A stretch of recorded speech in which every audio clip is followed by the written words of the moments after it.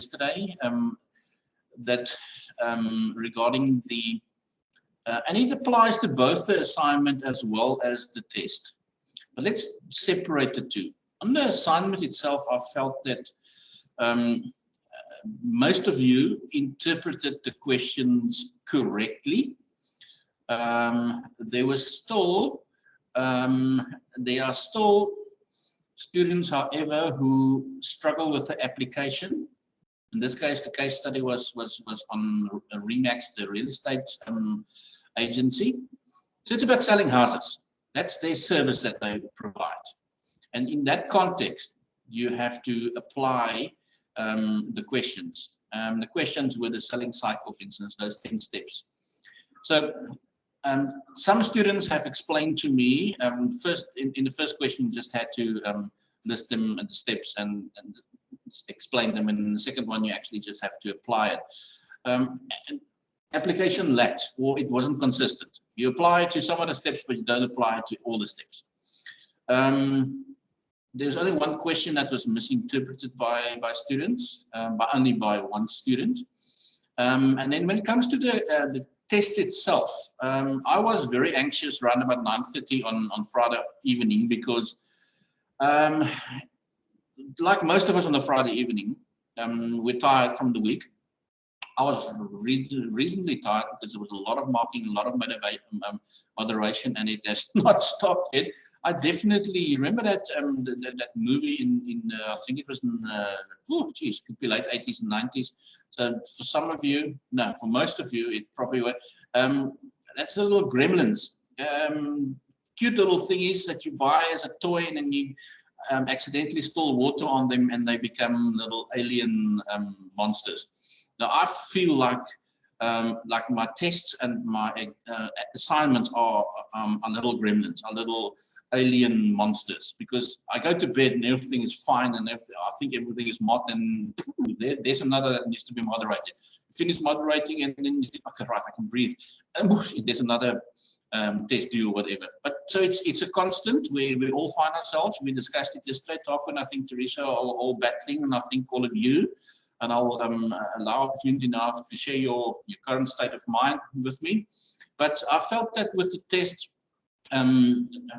again, there was, fortunately, as I said, by 9:30 on Friday evening, I was worried because only 2 students have completed the test by that time.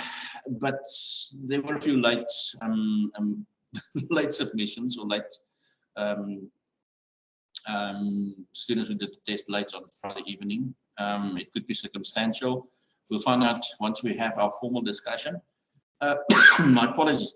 General feedback I can give you on the test was that not too many students battled with the questions. I just picked up a trend that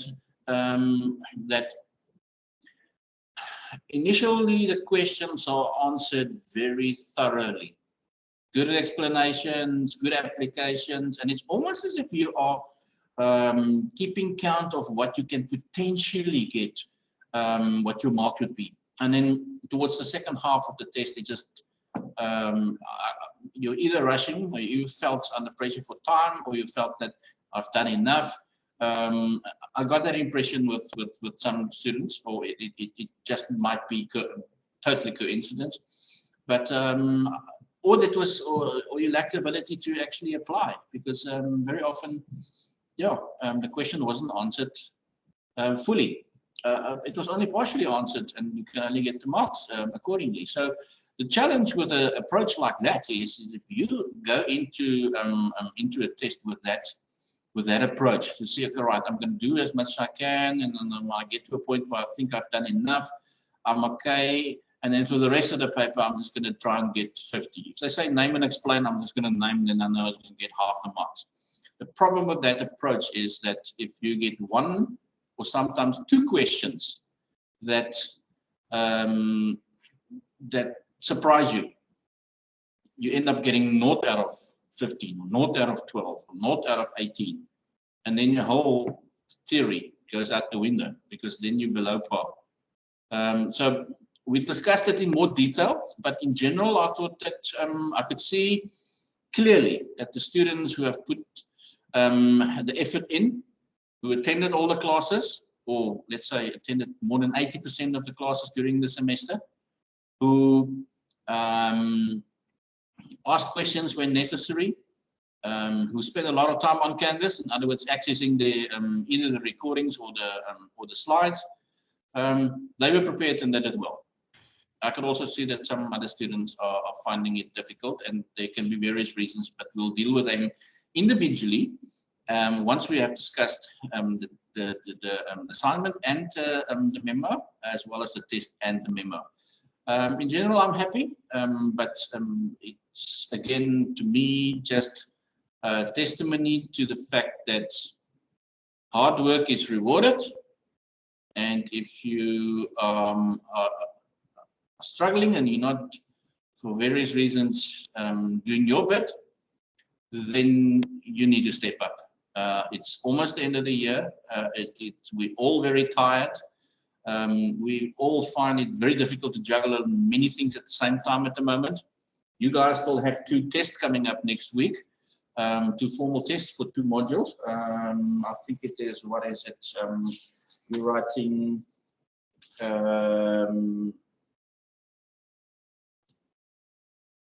You're writing AMH and BCH next week, I think. So that's, yeah, it's it feels as if it never ends, but believe me, it does. It goes by quickly. So just like we discussed yesterday, when we did yesterday was our first contact sessions for the week. It was more a question of picking up on what the vibe is, and it was quite evident that that the students who did attend yesterday were under a lot of pressure. We're finding it very difficult. I think Tarquin is finding it very difficult. He's got a lot of things on his plate, and his surfboard being stolen is the least of his problems. He did win his MMA fight, I believe. So I'm not going to invite him to come to campus, or I might invite him if I need somebody to have my back. And Teresa, unfortunately, is going through some personal issues as well. A friend of his attempted to commit suicide, and she is fortunately did not succeed. She's recovering, and I think she's obviously, like I suggested yesterday, to support her where you can as a group, and then obviously that includes me, and then also for her to be there for her friend, because this is a time of year that a lot of people are battling. I said yesterday also a grade 12 pupil on the student council, great mountain biker, top 10 mountain biker in his age group in South Africa, from Durham High School, where I matriculated. He took his life last week, and it's not because he didn't want to live. It was just because he was tired. He just couldn't see how he's going to get through the next, the next session of his year, which is sad. But and again, just be very alert to the mental state of your fellow students and your friends. And I think and that's the reason also why for this 2-week period that we are busy with assessments, assignments, as well as tests, you could see that I have slowed down the pace a bit. Yesterday, I asked students 10 minutes before the class finished, you guys want to stop? And they said, please. And you know what, the mental wellness of the students is very important to me. And I will contribute to help where I can in that regard. So it's a long response to your question, Andre. But in general, I'm quite happy with the results. But obviously, I will always enjoy it if everybody passes everything. Not that that's a reflection of my ability. It's just then the whole group has a better opportunity or better chance of graduating and a better chance of getting good jobs, and especially in these times. But in general, I was quite happy. There weren't too many surprises. It's not that everybody failed the test or everybody did poorly in the assignment. It was definitely evident that there was a direct correlation between effort put in and results at the end of the day. Now that I've given you some updated feedback on where we are at the moment, how's the mindset among you guys?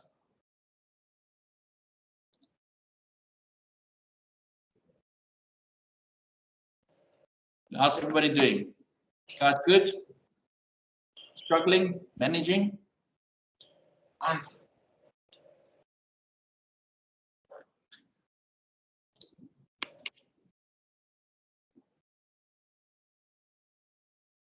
Can you guys hear me clearly? Because it looks like there's an audio problem.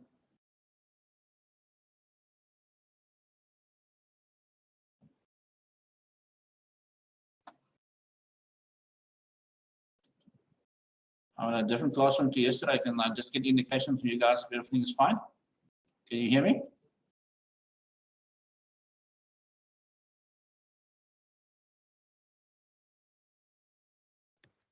Yes, sir, we can hear you. I don't know if sir can see the thumbs up emojis that's popping up. I did see. I just scrolled down. Yeah. But you sound very tired. Tarquin, are you okay? Yes, sir, I'm okay. I just I had like a gym session before class, so yeah. Are we seeing you in Vegas very soon or not? Maybe next year, sir, January. Maybe one day. Maybe one day. What we did yesterday, for those, for Tarquin and for Teresa was in class yesterday. What we did is that this chapter specifically deals with those issues that firstly we identified some issues, some ethical or unethical issues that has contributed towards the image of sales as a career, a rather tainted picture that's painted of a typical salesperson. It's very often because of one or two bad apples that completely spoiled the whole bunch for everybody, because there are people who do practice or do apply unethical practices in their sales activities. We highlighted a few yesterday.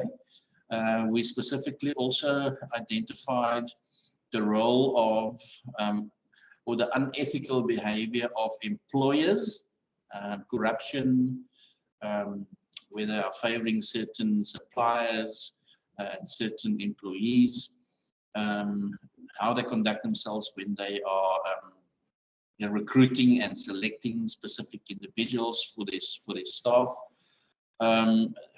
unethical behavior of salespeople towards customers, bribing them, giving them gifts to ensure that they can get deals, stuff like that. And then also unethical behavior among employees, you towards your fellow staff members and colleagues. Sexual harassment was one of the issues that came up. Stealing each other's leads, not giving one of your colleagues a message from a customer, but then actually following up with that customer yourself. And then we also looked at the legal aspects, and the 4 legal aspects that we will address. You can go back.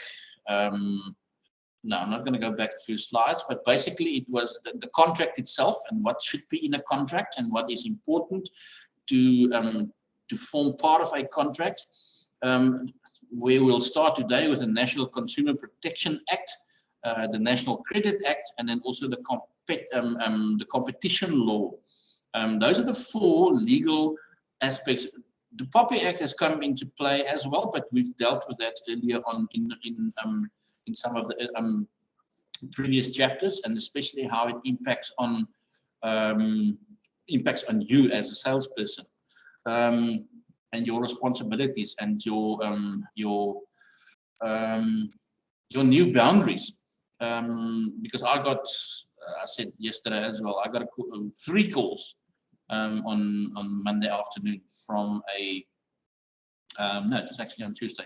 3 calls from a dealership, and it's almost the first one I ignored, the second one I ignored because I didn't recognize the number. Third time I thought, it's the same person. Maybe it's important. Picked it up. It was from a dealership. I've never been there. I've never driven a car of that particular brand. I will never be seen dead in a car in that particular brand. And it was almost, I got the impression when the salesperson spoke to me that, so we've been trying to get a hold of you the whole day. I thought, you know what? Who are you in the first place? And where did you get my number?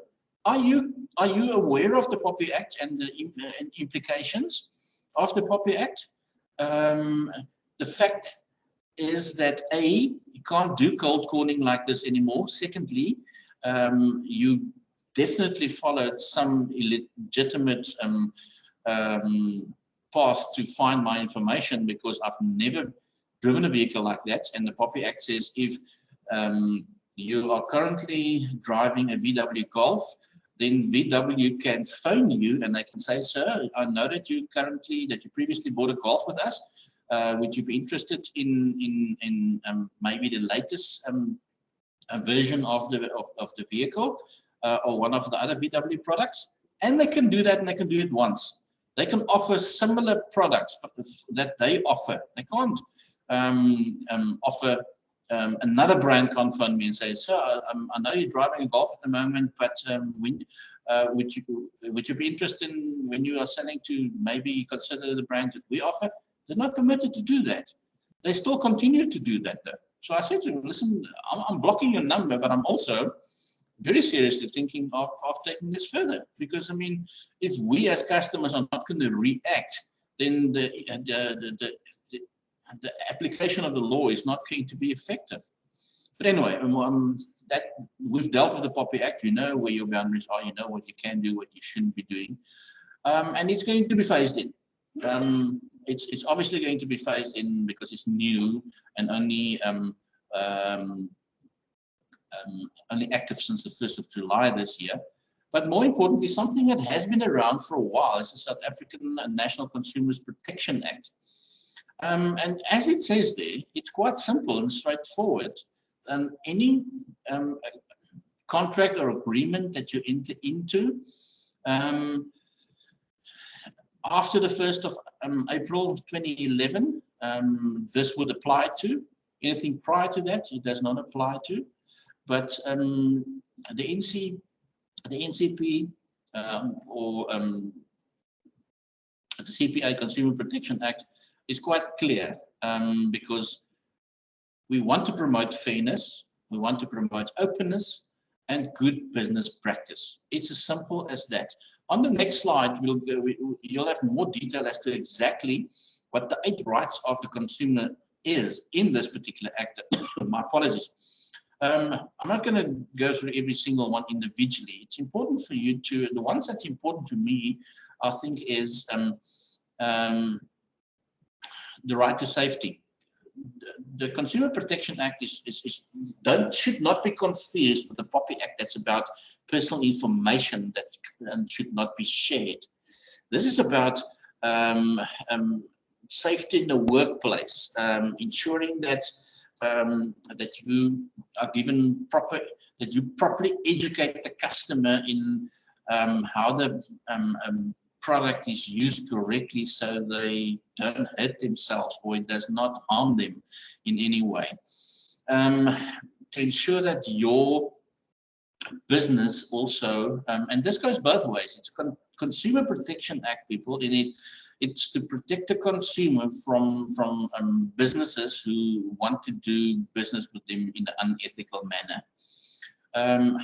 It's if we look at the right to a healthy environment, it's to ensure that the workplace, and that goes with the Health and Safety Act, hand in hand with the Health and Safety Act.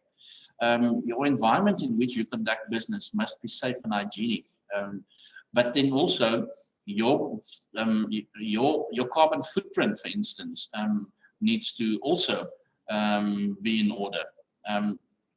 If you add to the pollution, you're actually endangering consumers that's not even maybe clients of your business. So you have a responsibility in that regard too.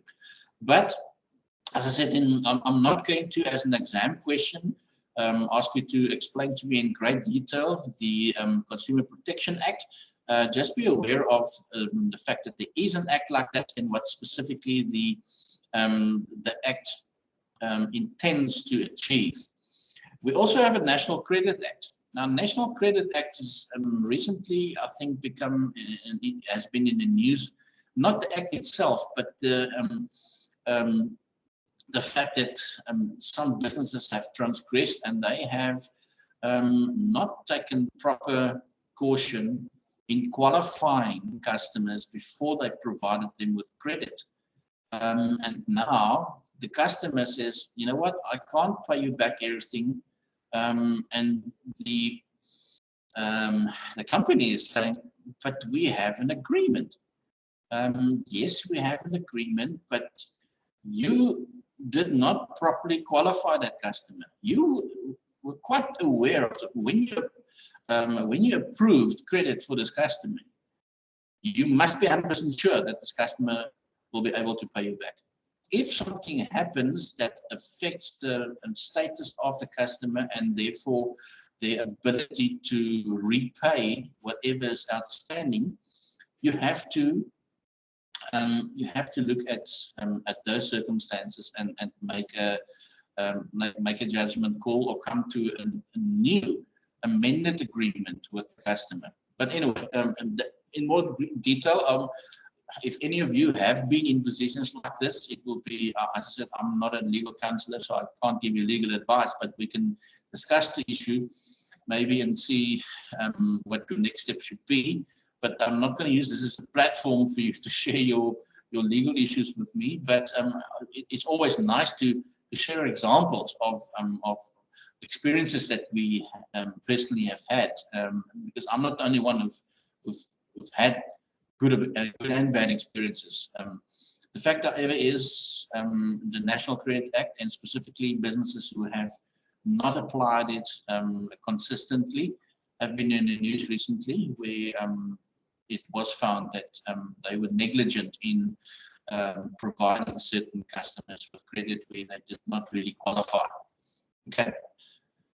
Anybody, any examples that you can think of? I mean, how's your experience been with the National Credit Act? Are you still good? Because it is very important. I mean, wouldn't you, if you're in a business, it's all good and well that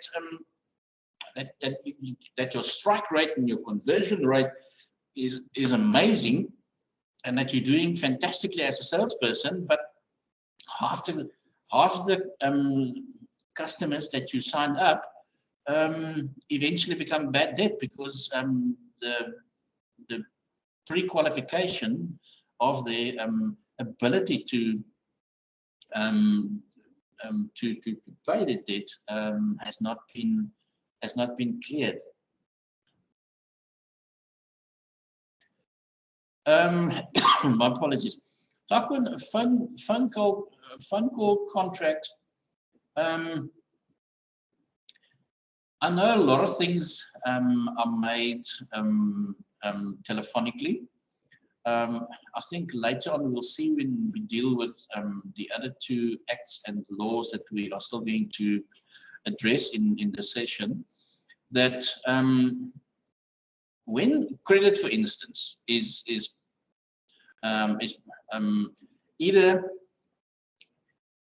like a financial institution, if you've applied for credit, you can do it telephonically and electronically, but there must still be some form of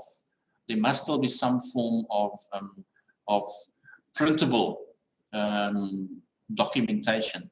For instance, banks cannot come to your house, or a business cannot come to your home as a consumer and negotiate a credit agreement with you. That's why you go to the bank if you need to borrow money to maybe buy something, because it has to be on their premises because they are a registered financial institution. Similarly with dealerships selling cars, agencies, estate agents selling houses.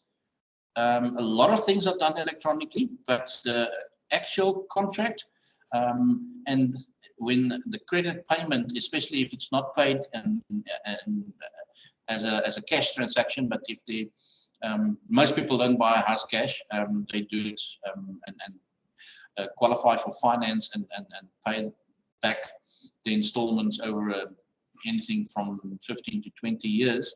Those kind of arrangements, unfortunately, cannot. It has to be done and signed on the premises of the institution that is registered to be able to offer you credit.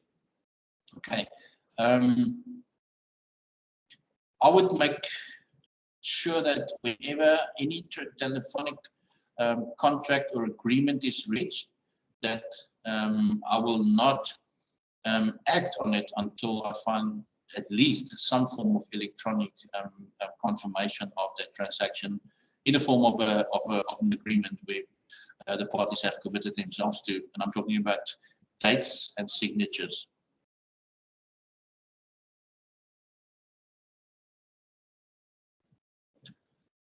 So by definition, what the National Credit Act wants to achieve is to ensure that when there's a credit agreement for a product or service that you are considering to buy, that credit is made available even though payment is made over a period of time. In other words, once your finances have been cleared, you are credited, you approved, the credit is approved. In other words, that you can take ownership of this vehicle, you can get the keys and drive off and go home with your purchased vehicle, although you haven't paid for it in full.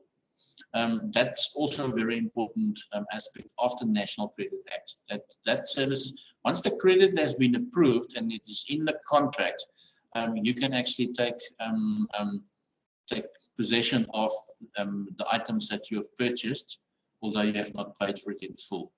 And that's why there are repossessions when later on people cannot honor the initial agreement to pay for the car, to pay for equipment, or to pay for a house. And that's usually the last thing. Because remember, for instance, if you go to a bank and you asking for credit to purchase a house, before they approve that bond for you they do the proper credit checks, and if you qualify, and obviously they look at basically what your income is, any additional income, what your living expenses are, and if there is sufficient positive difference between the two, that will enable you to make the payment for the installment, the bond installment, then they'll approve it. But again, it's a process that not too many people are ready for up to the first time that they do it.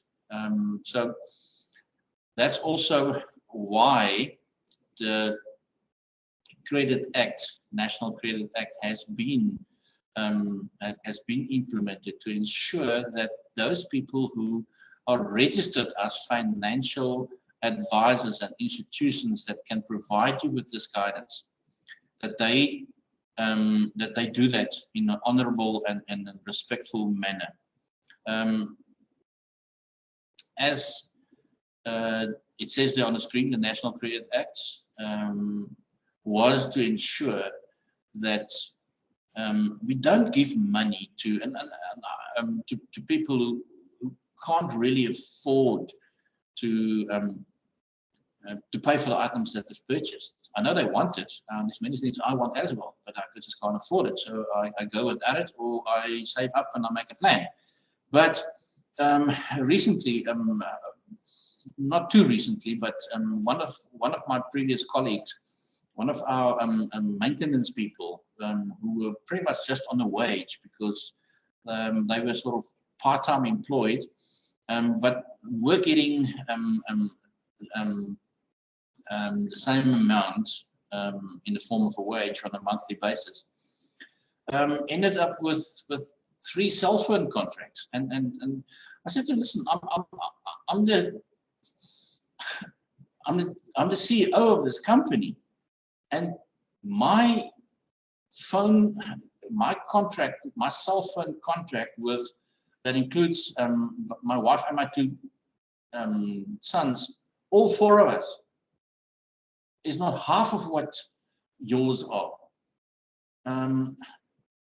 How did it get to that point? Now, and I think that is where the supplier has been negligent, because they just wanted a deal. They don't care if the person can't pay and end up with bad debt, and that is irresponsible. And that's what the National Credit Act wants to avoid.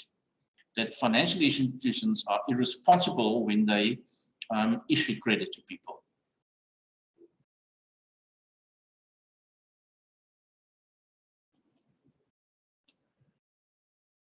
I'll just briefly highlight some of the key features. I'm not going to go into great detail.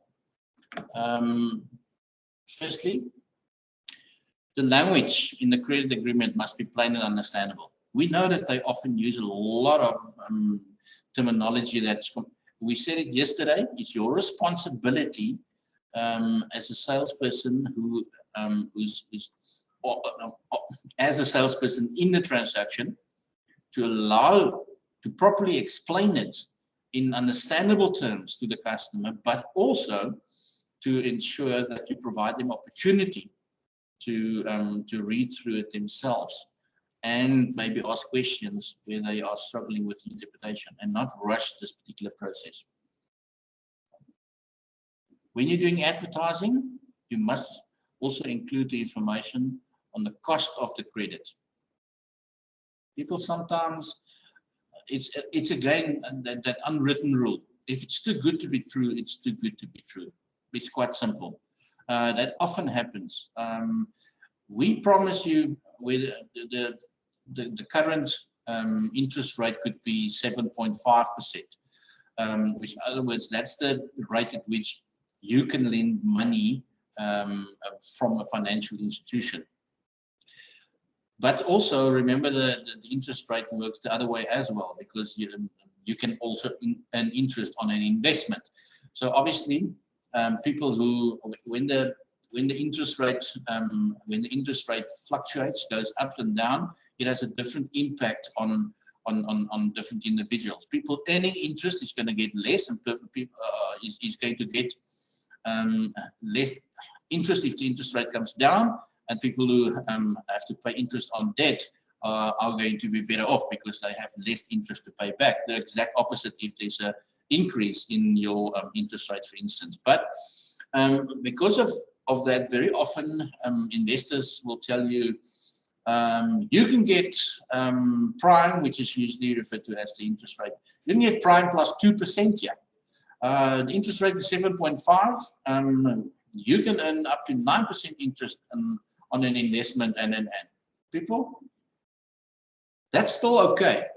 But sometimes, and that's where a lot of people with these Ponzi schemes and with these pyramid schemes get caught, because people want to make money quickly. There is no such thing. You want to make money quickly, go play the lotto and hope you're lucky. That's the only quick money you're going to get. It's also going to disappear quickly. Okay, because there was no real value to struggle to get it in the first place. But it's often the case where people are lured into making investments because we can give you 20% interest. How is that possible? How is that possible?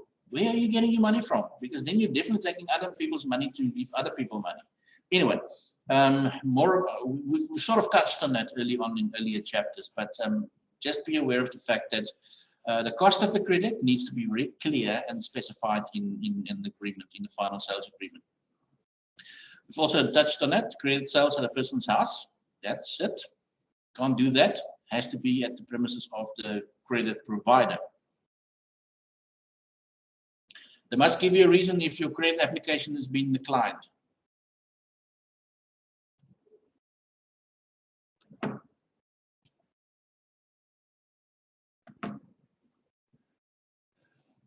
Reckless lending is not prohibited. That's why the National Credit Act came in. They don't want reckless lending to happen. Credit bureaus are also regulated as a result of this particular act. Okay, you can check what your rating is with the credit bureau, what your record is.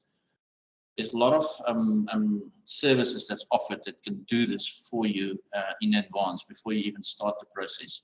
Okay, to save your time and maybe even save your embarrassment. But it is an issue that, and I think the percentage is 2/3. 2 out of 3 people in South Africa are over indebted. In other words, you're probably not going to be able to pay everything that you owe back in your lifetime. It's a reality. It's one of the side effects of a poor economy, as well as and then obviously escalated by what we've experienced with the pandemic over the last couple of years. Right, people, I'm going to stop here because firstly the period is finished, and we're almost done with this chapter. There's 1 or 2 pages left. We can do it in the next session.